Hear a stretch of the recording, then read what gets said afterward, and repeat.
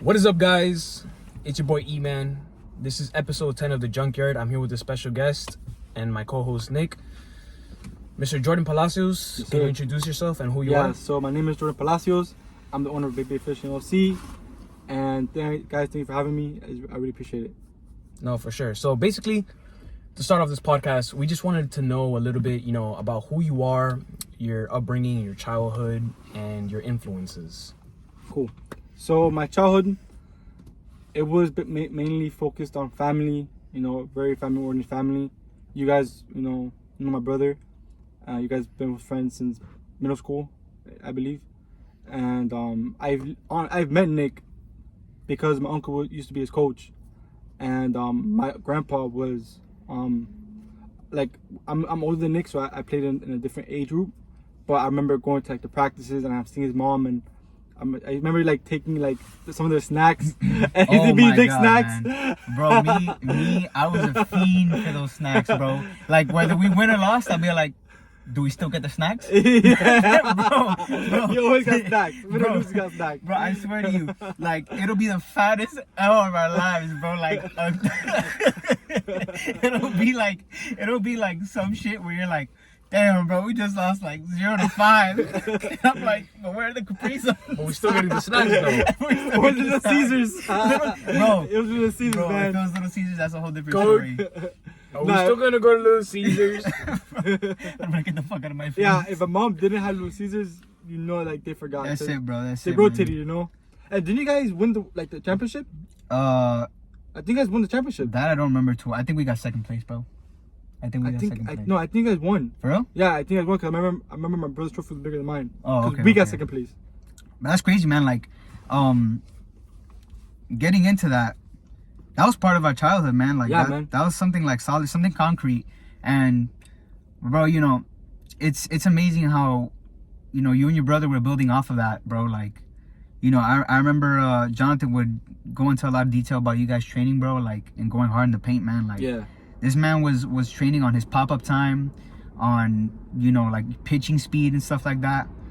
And you were more of a Swiss, a jack of all trades. Yeah. When it came to baseball, you played multiple positions, correct? Yeah. So because I'm lefty, I'm kind of restricted, but I played first base, pitcher, and outfield.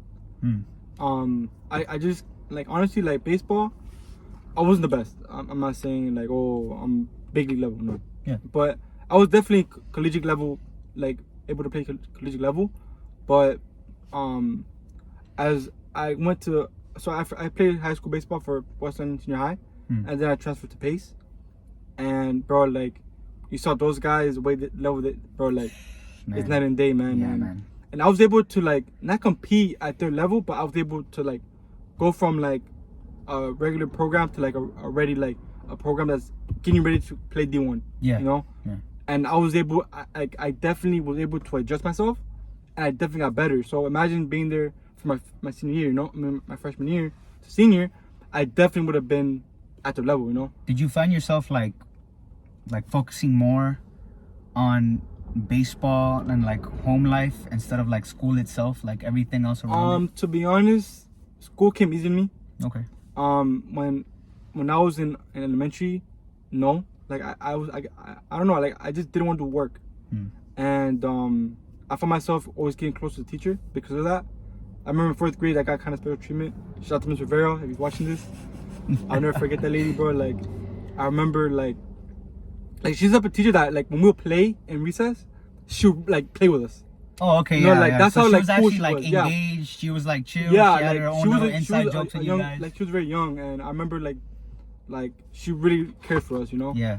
And those are the teachers that definitely make impact in the world, Yeah, impact on kids' lives. Yeah, bro. imagine Impact on kids' lives. you see that lady more than your mom sometimes, Yeah. Every day you're seeing that lady. Mm-hmm. So imagine if that lady is installing certain values in you, you start damn, I remember that, and especially as a male, and that's a mother. That's not a mother figure, but that's a female figure, Yeah. So that kind of could soften you. Imagine if you're game banging, and you have a teacher that shows you love outside of the gang love, Yeah. Because that's never love. Let's be honest, Yeah. And it's only it's a fake usage. love. It's usage. We just need you. Yeah, exactly. Yeah. But imagine she's showing you a life that is way different because she's teaching you that. That's what's called a teacher. You know, it's not just teaching you math and science, but teaching you life. You know, and you don't know like that female or that male, whatever that teacher is, certain values that you're not getting at home. Yeah. You know, and I got those values at home. Don't get me wrong. Like as a child, I did have those values, but she was such a cool teacher that you felt like, oh my God, like that's like an aunt or like, you know. Yeah. And like she kind of liked me more because like I remember like I never want to do homework, and she goes, Jordan, why don't you do your homework? And I said, I don't know, I just don't want to do it. And so what she did was she got me to the side. She goes, listen, if you do 10 homeworks, I never do this, but I'll give you, if every time homework you do, I'll give you one homework pass. Nice. I go, oh shoot. So you know, like I kind of got entitled to like, bro, the art She of like the trade. incentivized yeah, you to and actually do the work. and then what she would do is she pulled me out from everybody and she sat me right next to her. I wish that same thing applied with jobs, you know? Yeah. For every 7 days I clock in, you get one PTO. Like free day or something like that. Yeah. I mean, yeah, like bro, like you know, I saw a video in I think it was Spain that they don't work 8 hours. I think it's like, isn't it like 10 and then like they have the rest of the days off? They get like 3 days working. I don't think they work 10. I think they work like 6. 6 for real? 6 or 5 or 4. It's not that much. Like, and then the rest of the day they just do whatever they want. No matter So, why they're so chill though. Like that's what yeah, it is. like bro, like that's why like just the America like is like I forgot that word, man. Overworked? Yeah, but like corporate. It's kind of corporate. Oh, okay. Yeah, like what's that word that like that it's always business based? Business Not based. corporate. Capitalism? Capitalist. There Okay, you go. yeah. Yeah. It's very capitalist, man, and it's good and bad because it could create opportunity for anybody, you know. Like right now, like how we're doing, like you know how from this it can make you money later on. Yeah. Because the time and the investment you put in. Yeah.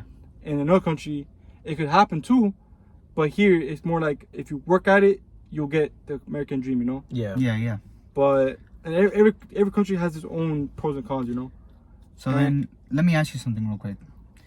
From everything that you learned from your teachers and like the incentives that they gave you and like, listen, if I do this for you, then you got to do this for me, or even a coach like saying, look, you show up every day and you put in that work, I'm gonna guarantee you that you're gonna have time to be out on the field or whatever.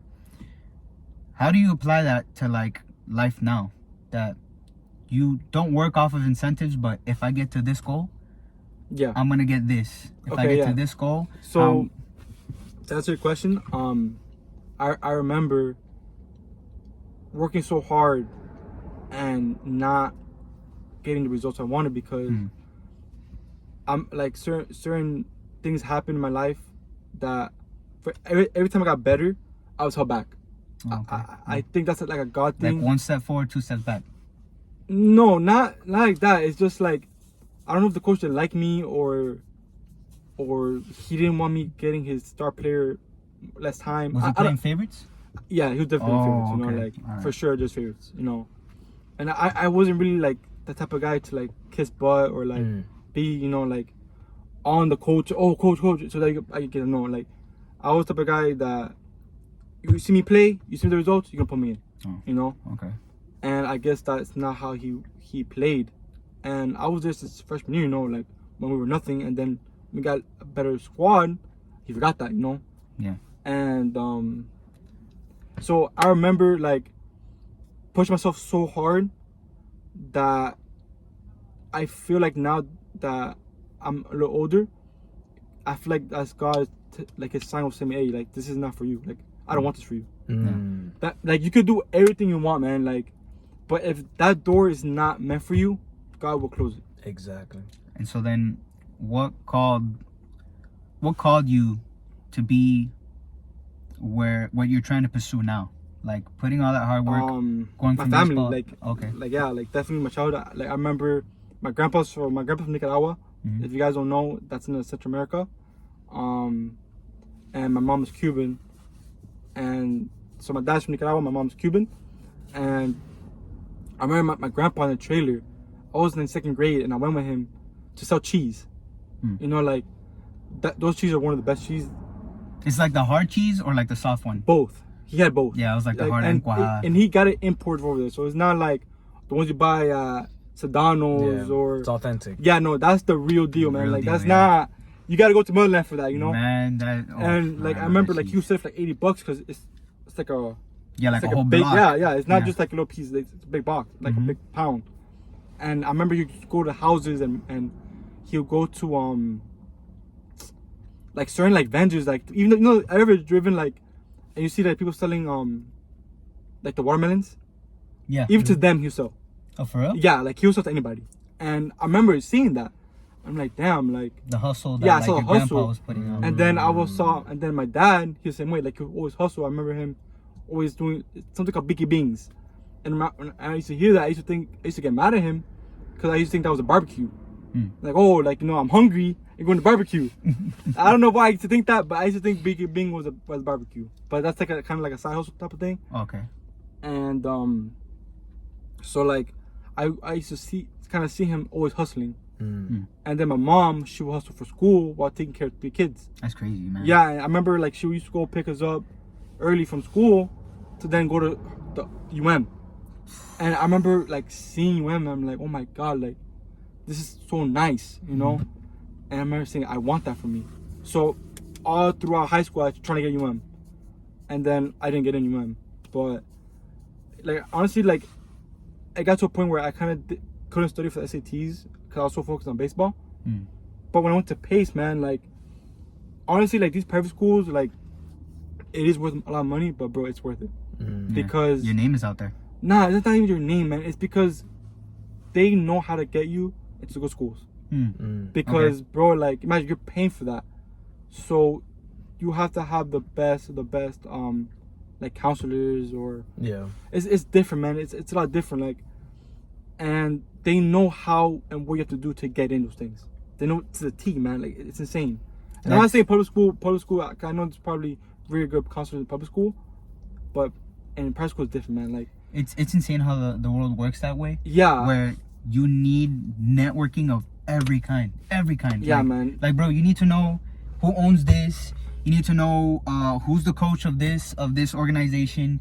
You need to know like who are these scouts and stuff like that when it comes to imagine baseball. there's 300 million people in the United States. Yeah. How are you gonna differentiate from one person? Yep. You know, it's not like you got people saying, "Oh, this market is so saturated."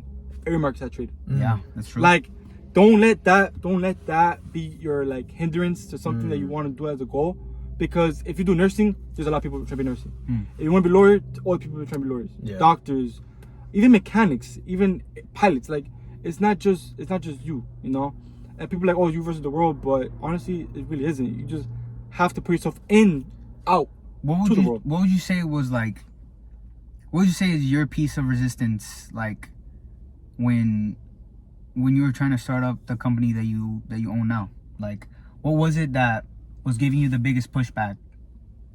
Well, at first it was the actual design. Okay. Cause I kept on my like how I got it, because then you know that's business like information. Before you go into that, I want to know where your headspace was after high school. Okay, yeah. So my headspace after high school, man, it was definitely to become a doctor. Like I want to become a doctor. Like to this day, sometimes I still find myself wanting to do it. But thing is that like, okay, so I'll get to that point later on. But man, like, so I was so focused on becoming a doctor that, like, you know, you ever heard Kodak? Oh, tunnel vision. Yeah. Okay, that's what I had. And people were like, and my grandma would tell me, oh, have plan B, plan C. I go, no, like, there is no plan A, there is no plan B, no plan C, because I was so focused, I was so lasered in that I didn't see anything else. Like I was gonna do it. And sometimes you have to be like that, because then you kind of don't give it your 200%. Yeah, like you don't. You can't give it 100%. People are like, oh, give 100%. No, that's false, because sometimes you don't have 100% battery. When you don't have certain things, certain motivations that you first started with. Like, motivation. That's why, like, motivation is, you cannot do your goals off motivation. You can't. It's off discipline and habits. You gotta do it every day. Like, you gotta force yourself every day to do it, because let's say you have an 8 a.m. class, but you study till 6. You're not gonna have motivation to get up. The first thing is that, oh, I want to sleep a little longer. You know, so to do your goals, you cannot be motivated. You gotta have discipline and consistency, right? So I had that throughout all of my undergrad, and got to the point where I was literally sleeping in my grandma's house. I'll go study till like 5 or 6 o'clock in the morning. I had class like at 7:30, so I'll go back to my car, sleep in my car, go to class, the whole day till 4:30, then drive I drove to Palmetto Hospital because I was working as a radiology transporter. Okay. And I remember like working from there to 11 to then go back to school and work. And honestly, I didn't shower. Like I'm be honest, like it's dirty, but like I had to study so hard that I literally went shower for like 3 days. Wow. Jesus. But that shows you the dedication, And bro. it is nasty. I'm not like that nasty, but it's because like the information was so hard. And I know some people like that comes easy, but some things aren't easy to me. So I have to work as hard as someone who comes natural. So then when I get to the exam, I know as much as him. You see, and that's actually like a good testimony, because some people tend to complain about, you know, their circumstances and adversity. Yeah. And they blame that for why they aren't where they want to be, right? For example, let's say you want to lose weight, but you have, what's that thing called? Forgot what it was called, but it's like a condition that kind of affects like your metabolism. Thyroid, right? So some people might have a thyroid problem, and they're like, oh, like it's hard for me to lose weight because I have the thyroid problem. And yes, of course, that is definitely a hindrance. However, it's not, if somebody else has a thyroid problem and they were able to lose weight, there should be no reason why you can't do the same. Yeah. You feel me? Because at the end of the day, nobody really cares about your circumstances. Yeah. People only care about your results. Of course. They don't care if you didn't take a shower 3 days. They don't care if you studied 16 hours, then you had to drive over here, then back over here. All they care about is, did you become a doctor or did you not become a doctor? Yeah. Did you become successful or not? Oh, you're not? Okay, then you're irrelevant. Because everybody who ever made a difference in this world did things regardless of their adversity, right? Look at Martin Luther King. He's a perfect example. He was a black man in a racist society. And that one man could have said, you know what, man? Society is the way it is. Like, there's nothing they can do about it. Like, life's hard. White men are bad. This and this and that. But he said, no, I want more. And to do more, I got to be more. And he did. And eventually... You got to sacrifice your life. Exactly. That's what he did. And so that's like, what he did. So, like, I found myself not sleeping for like 3 days as well. And so that continued on until like my last semester. I remember working, and I remember COVID was coming. It was like in Italy. And my friend was putting me on Demon Slayer, one of my favorite shows right now. Demon Slayer, I freaking love that show. And I remember like watching it like around 2 o'clock in the morning, just watching it.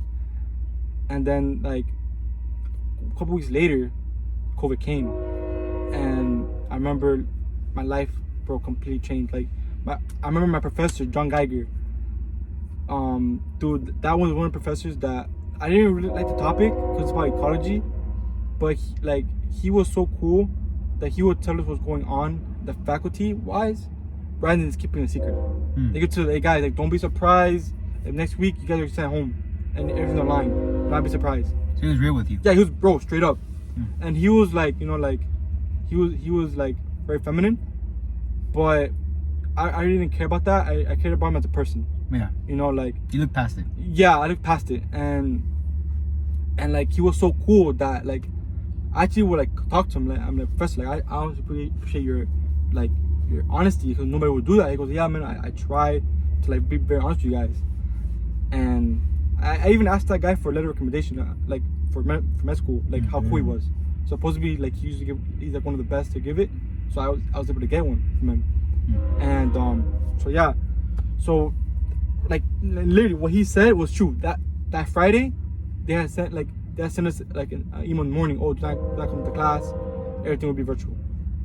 And man, like after that, like I remember I did it for the semester. It was very hard because like you have to like imagine doing all these high yield courses at home. So you had all this distraction. Yep. You could be lazy, you know, and that's why I literally would not be home, because to not distract myself. Yeah. And I got to a point where I was so comfortable in the library and like focused on campus that if you took about that scenario, it felt weird, you know. Okay, and so then while you were going through all this, like, what pushed that transition? Yeah, I'm getting to that now. Oh, okay. So The next semester after that, after I passed all my courses for that semester, the next one came on. And mind you, it was already starting to transgrand to that laziness, right? Oh, okay. And honestly, I didn't even, this topic, I haven't to my parents. Like, this is like, we're talking man to man. Mm-hmm. So it got to a point, man, that like I wouldn't even show up to class, like a virtual class, and I wouldn't do assignments, and all I would do was fish. I was with my friends. All I would do was fish, fish and play video games. And I even told my girlfriend, like, it got to a point where I didn't even tell her. Yeah. And it got to a point where I just failed the class and I stopped going. Like, I did not go to class anymore. Like, and what was it that you were just like, you know, bro, like I'm not interested don't know. in it? I don't know. It man. was just one day It was just a switch. It just came off. Okay. Like how light turns on and turn off, like that. Maybe did you ever take it into consideration that it was like your passion just switched and you realized that you found like a how do I put it? Kind of like a better love for fishing than what you normally had. So I fished my whole life with my grandpa. Okay. I've always had the same passion. Like, it just, I fueled it with baseball in school and became a doctor rather than that. So like, it was like a long lost passion that I kind of reconnected with. Okay. But to get to that point, so in school, when I stopped going, like I didn't enroll for semesters, man, since I didn't really do schoolwork, I failed all my classes, and my GPA went from like a 3 point something to like a 2.4. And I'm like, oh my gosh, like this is really bad, you know. But at that moment, I didn't care. And I told my counselor, she goes, oh, why couldn't you just drop the class and you would have maintained your GPA? I go, I don't know why. And so when that happened, as I started fishing, I started learning more about fishing and more about networking and I started finding out people who were like one of the best in Miami. And I'm like, damn, like, so there was this company that I saw was called No Light Bait Needed, and I just like, damn, man, like this is pretty cool. I started like catching fish on the brand. I'm like, let me see if I can make my own, you know. And I started like diving in deep and like actually researching. And how did that process start? Like what exactly?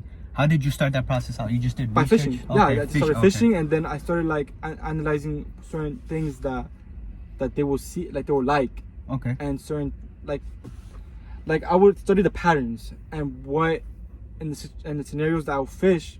Yeah, like certain colors, certain fish, you know, certain colors, time of day, even the reflection. Yeah, exactly. Yeah. And then I started getting that, and then also the actual structures and like where they're hitting, why, and how to get it into that placement, how to get certain vibrations more. Yeah, it's insane to me how scientific.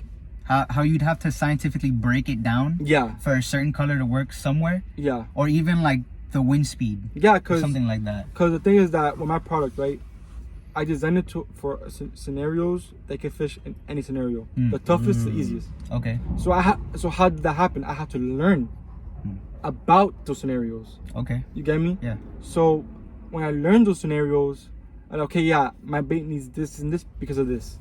Okay, it needs this because of this. Yeah. You know, so I started putting pieces together. But as those pieces were coming along, the resistance, now this is the part of resistance, I had to study the physics.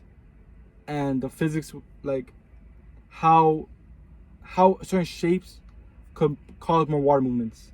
So like I started doing research about mullet physics and like footprints like that. And it's insane to think that you went from like studying like the human eye and like, to be honest, like now that now I'm putting myself out and like seeing like my story, I remember saying like I'm honestly thankful that happened to me because I saw how to research, how to study, how to grind in a way where it's not in baseball. So I took the grind of baseball, put it into the doctor, right? Then I got the grind from become a doctor and put it into the business. So I got the grind from the baseball and I had to be a doctor and put it into the business. Yeah, man. It's all about hunger. Can I ask you a question? So you started your business, right? When you started your business, did you ever receive any sort of resistance, let's say from friends, family? Maybe a friend might have told you something negative. Not really, but I remember my grandma, she told me, oh, like, you know, like you gotta be careful with like the business because what if the waters and like the fish, there's no more fish, and the economy is getting worse by every day, you know. And she's like, you gotta think about that long term. So you gotta at least you gotta have a bachelor's. You gotta do something else. And I told her, I understand like completely. Like I didn't quit school. Like I didn't just drop it and focus only on the business. No, like I kept going to school, which was like the hardest because every time I would study, Big Bait would pop up. Like man, I'll sit down and actually like try to study, and Big Bait kept popping up, like things, and I'm just like, damn, like, so that resistance kind of was with myself on how to get the best product. Okay. And then I would tell my parents, but I really wouldn't tell them too much because I didn't want to say, oh, like they saw it as kind of like a toy. Yeah. Or you're stopping to be a doctor to become a toy. Yeah. Yeah. There's You know? there's always like, whenever you try to present an idea Yeah. or something that you're inspired by, so you're like, let me give it a shot. You know, I think nowadays there's a lot of I guess inner resistance from family members because they care about you and they want something solid for you. Yeah. But that's the thing about being in a business or creating a business. You have to take risk for reward. You Yeah. have to take risk for progress. You have to take risk for research even. Yeah. And there's risks in everything that you do. I mean, in reality, if we're stuck in one place because this is the safest place, you're not going to explore, you're not going to grow, you're not going to know as much as the next person. When the Yeah. next person could be profiting or I'll give you an example. Like, okay, we started a podcast at the hub, right? Yeah. And it was so windy. Yeah. Right? Instead of seeing that opportunity as, oh, now we can't do it, I'd say, let's do it in the car, yeah, exactly. right? And why did I mention the car? Because it's practice. It's true. It's more practice for editing, more time for Eman to learn how to edit, learn how to become a better host. For you, how to speak to people, how to ask certain questions, how to actually use the areas that we had with the computers and the mics. That's all headaches that you need to face to then get better. Hurdles. And that's resistance that you need to get better. Yeah, that's You true. know? That's It's true. like the gym. How'd you get big? Resistance. Exactly. And Great resistance, progressively overloading in things. So what's the overload? These farts. The mic. The laptop is not, the wind, it's not coming out right. That's Yeah. true. You know, that's all things that as an entrepreneur, you need to see that as, okay, I need these things to get better. Exactly. You know? So how long has your business been going on for, like, relatively? Well, I started it, okay, so I started the designing process before I officially opened it. So the design process took like 2 years. Okay. Like I did not want to put something out there that's like corny or like kind of like mediocre, you know. And that's not how I work. Like my brain is so detailed because of like the medical stuff that I have to be like I'm very picky in my things. Yeah. Right. So, and I was so picky on it. So it took 2 years. But once I finally like got it like kind of rolling, I opened it in September 2021. Yeah, but I was not selling. I was still like developing it. Okay. So it was open. Like I officially opened it, but I never really sold. So it didn't start until maybe like 5 months ago, actually selling. And sure. man, like I went from like 0 followers, and like I was just like every day I would just ask questions to everybody, even though there was nobody there. I'll ask questions on my story. 6 people will see it, 8 people will see it, and they'll constantly go to 20, then 30, then 50, then 80, then 100.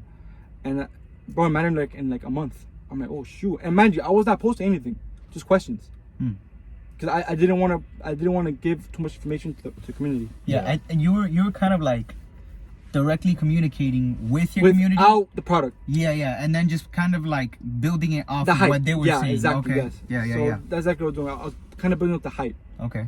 For sure, man. So let me ask you, is there any advice that you would give to anybody who wants to get into entrepreneurship or is hesitant to start? Definitely. That's a good question. As you guys know, a lot of people, there's billions of people on TikTok right now, and there's a big wave of every time you scroll, oh, how to be an entrepreneur, oh, entrepreneurship, forget your job, or oh, make $10,000, $100,000 a month, bro. Like it's not easy. Like, Yeah. being an entrepreneur is not for everybody. Let's just put it out there now. Like, I agree. if you cannot force yourself to fight every day and actually do something every day without anybody giving motivation, don't be an entrepreneur. Because you're gonna find that resistance, like I told you, and you will give up. If you do not have self-discipline, do not become an entrepreneur, because you're gonna start investing in things and you're gonna see like, oh my gosh, it's money and it's hard work and it's this, I need this, I need that, and you're constantly gonna be like thinking about it. But if you don't have self-discipline to actually take action, because you can say, oh, I'm gonna start the podcast. Yeah. Cool.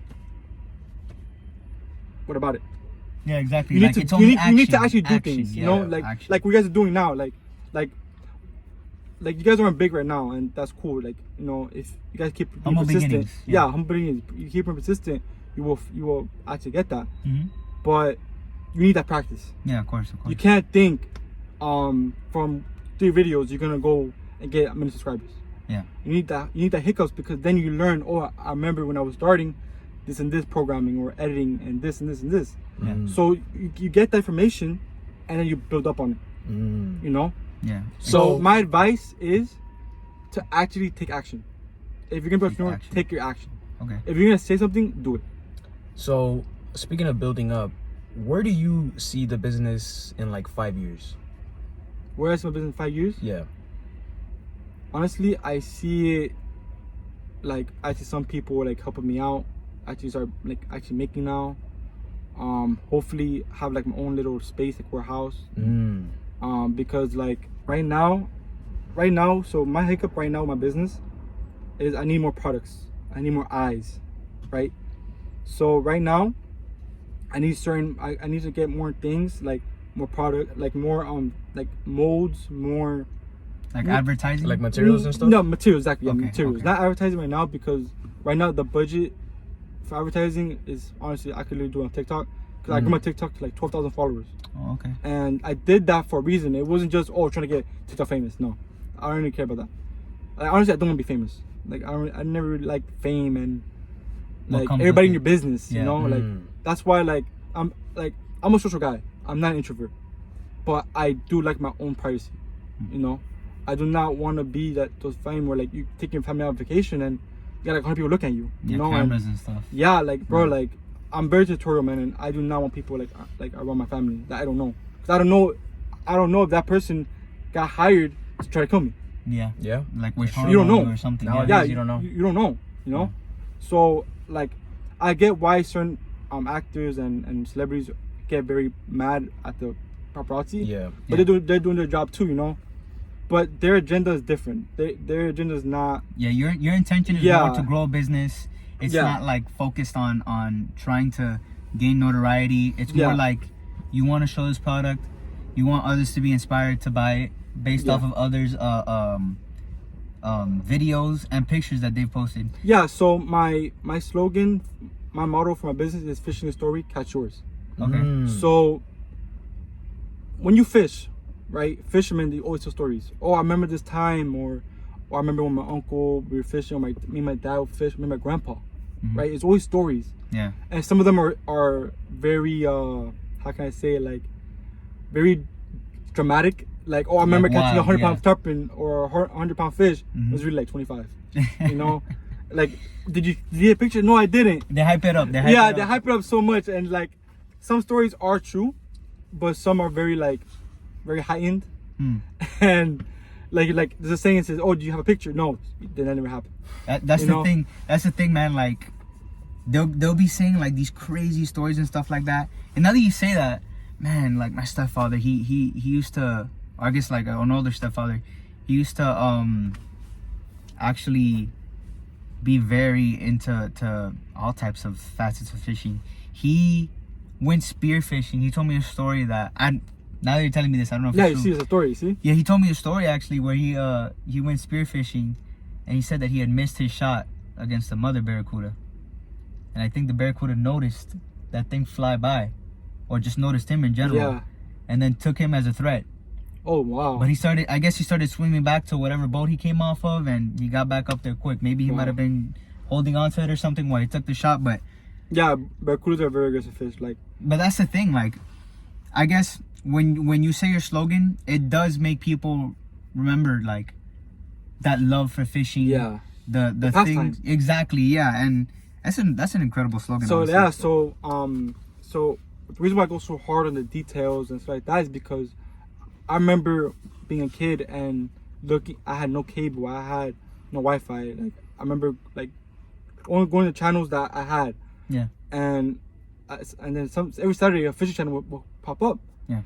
And I remember at the Keys, and I thought the Keys was like heaven, man, because all the fish were there. Mm-hmm. So I thought my perception of fishing was only the good fish are in the Keys. Mm-hmm. So when I grew older and I started learning about other fish than just snappers, I started learning about snook, tarpon, you know, other game fish, and how they behave and where they behave and how they like resonate. Yeah. And I remember saying, wow, like now I'm catching these fish with this product. I want that same feeling for mine. So I try to get the best detailed product in the market, so that way I give you advantage that other people aren't giving you. You know, so when you throw my product, I've thought about everything already, so that way all you have to do is say, hey, I remember catching my PB on this. You know, and I remember like I want my story. I want your story to be. I want you to have a story to tell your kids, you know, and your generations, and keep on that fishing thing, you know. And so yeah, so that's why I put fishing story. And that's crazy, man. Like it circles back to what we were talking about in the beginning, that you know, your childhood and your values and stuff like that. They make you. You remember the past and your details. Yes. Because that's what you needed just to catch that certain kind of fish. That's what you needed during that time of day. And you know, you add it to your products because of passion, because of the past, because of trial and error. It's true. And I didn't think about it that.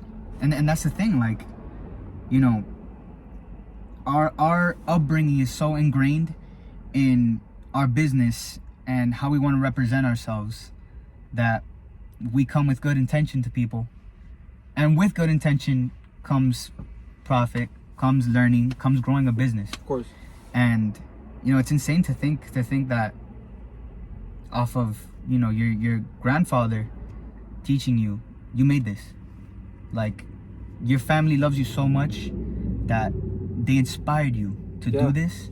Without even. Exactly, yeah. Like, and it was just love. It was just love that told you, you know, bro, my grandpa teaching me this is enough for me to do more of it, because he loved it, I loved it, my brothers love it, and you know, you grew off of that. It's true. Like my grandma was telling me the other day, I didn't know, like my grandpa's side is very heavy on fishing. Like even the sisters fish. Really? Yeah, like they're in Cuba, but still, like now that like I'm thinking about it, like it's honestly my blood, you know. Yeah. And it's tradition. Yeah, like bro, my brother could fish, and like he fishes, but the fish have to be there. If it's not there, he wants to dip. Like he doesn't have patience, and like when it's me, it comes so easy. Remember the day we went for my birthday? I was catching all the fish. Yeah, bro. And it was just like, how you doing? I go, bro, I don't know. Like it's just like it comes naturally. Yeah, it comes naturally to me. Like I honestly, you have to think like the fish. Yeah. Honestly, you have to low key be a fish. like honestly, like low-key be a fish. When you go to the gym, you think I have to be a gymnast, because that's what you have to embed in your head. Yeah.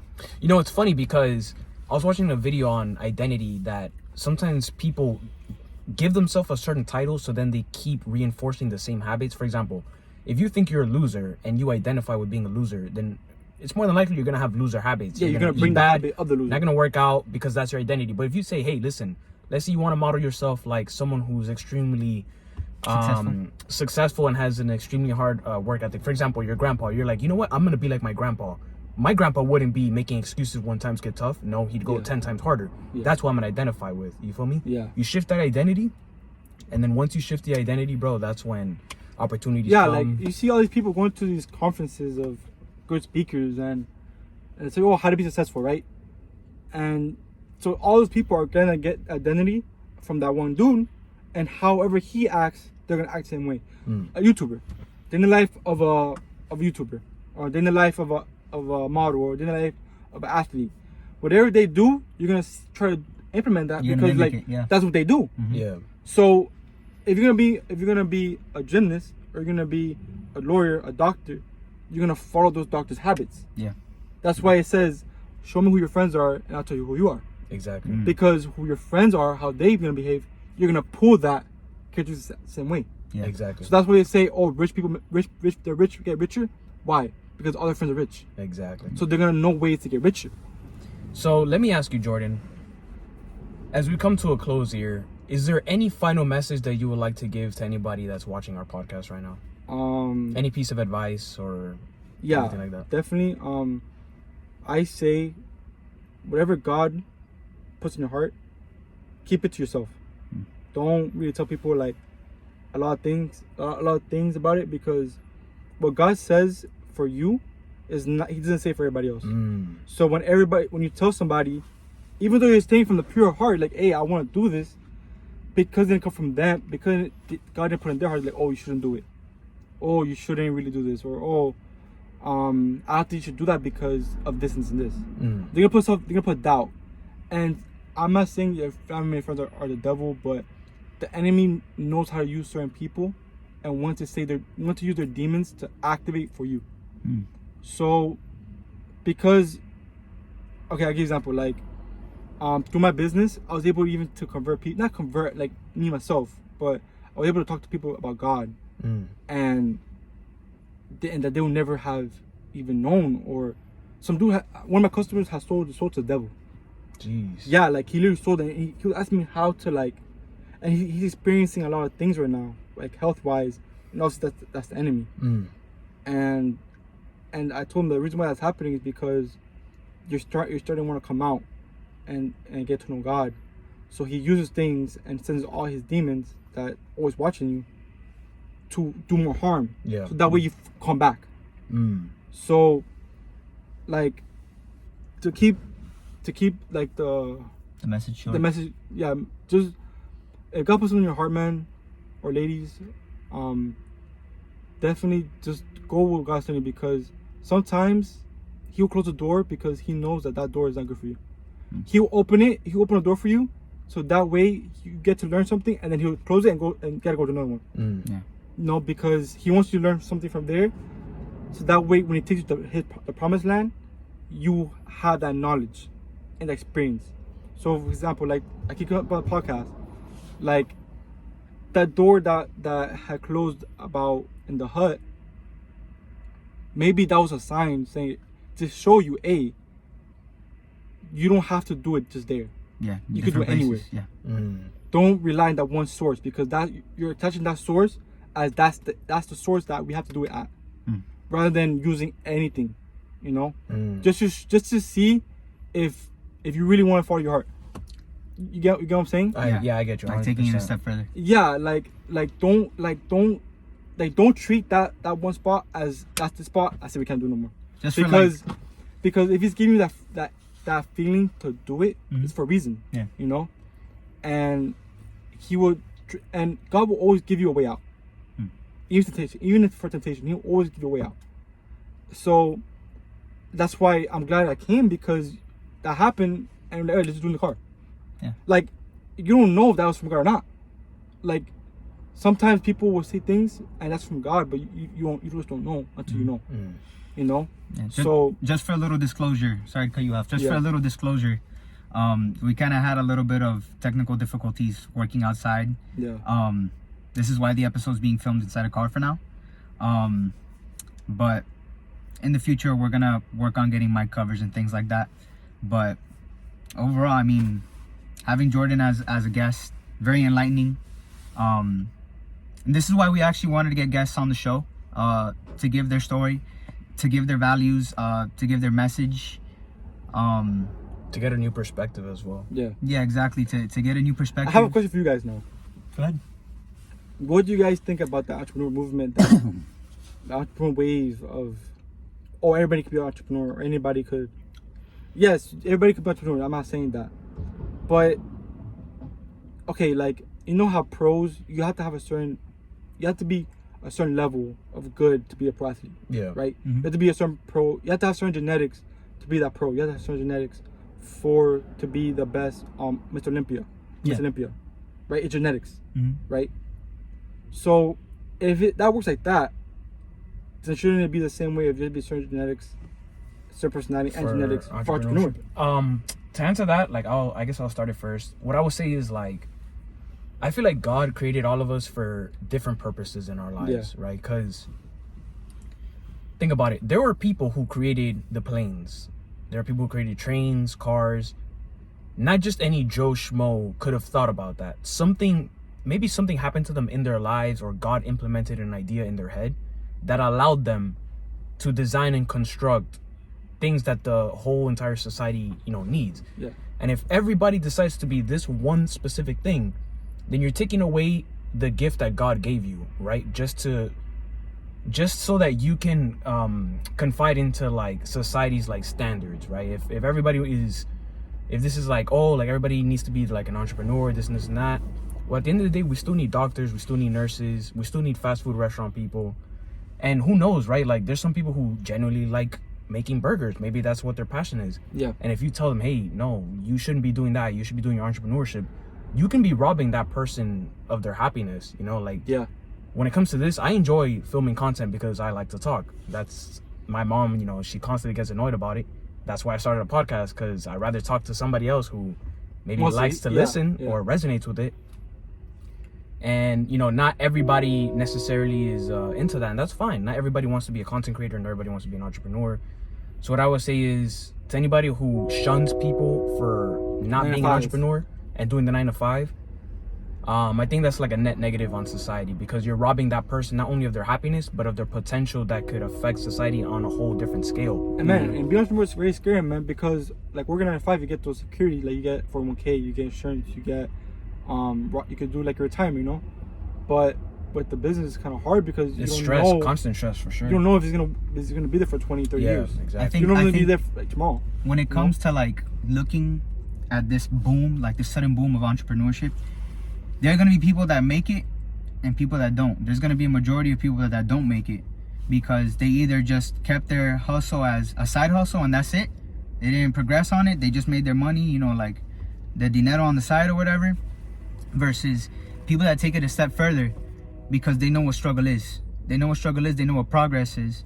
They know what hard work brings, what it yields. Yeah. Even on the hardest of times. You get me? Like the days that you doubt yourself are the days you're getting challenged by God. The days that you're getting challenged by yourself even. Yeah. Because it's true what they say, you're your biggest enemy at the end of the day.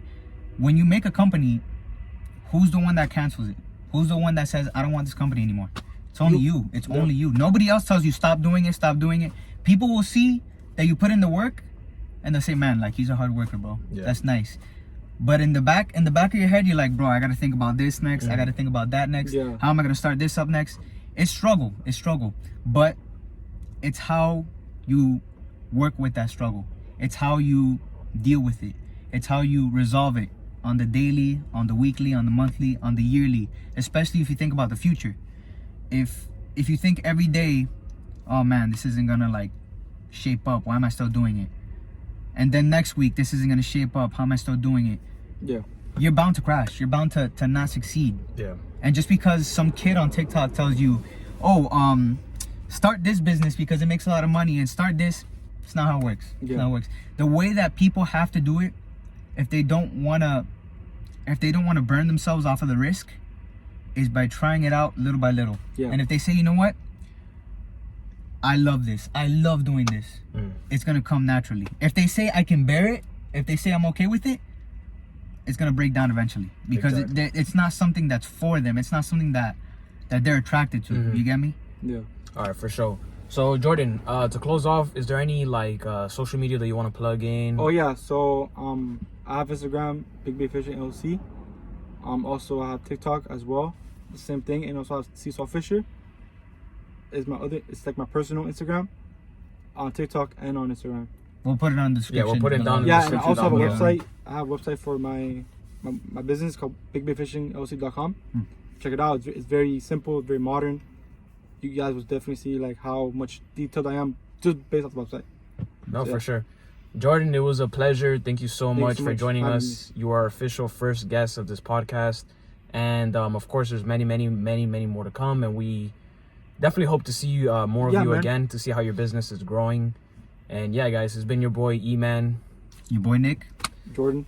And we'll see you in the next video. Take care, guys. Peace.